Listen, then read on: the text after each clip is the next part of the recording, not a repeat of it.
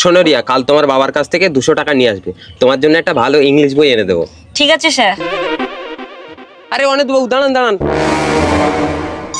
কি হয়েছে মাস্টারমশাই? আপনার মেয়েকে 200 টাকা দিয়ে পাঠাবেন, ওর জন্য একটা ভালো ইংলিশ বই কিনে দেবো। আচ্ছা মাস্টারমশাই, আমি এক্ষুনি আপনাকে 200 টাকাটা দিয়ে দিচ্ছি। এই নিন 200 টাকা। ও মা, স্যার 400 টাকা দিতে বলেছে, আমাকে একটা ইংরেজি বই কিনে দেবে। আচ্ছা ঠিক আছে, তোর বাবা আসুক বলবো। গিন্নি, ও গিন্নি।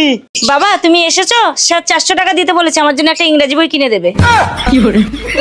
এই, এত কষ্ট করে লেখাপড়া শেখাচ্ছি আর তুই আমাকে মিথ্যে কথা বলছিস? তো স্যারকে তো আমি এক্ষুনি 200 টাকা দিয়ে এলাম। এই মেয়ে, বাবা আস্তে আস্তে চলে আসছিস, যা ভেতরে যা। এই দেখো, মেয়ের মাস্টার মশাই ভালো একটা ইংরেজি বই কিনে দেবে, তাই 1000 টাকা চেয়েছি। এই, তোরা মা বেটিতে ব্যবসা শুরু করেছিস? আমি তো এক্ষুনি মেয়ের মাস্টার মশাইকে 200 টাকা দিয়ে এলাম বই কেনার জন্য।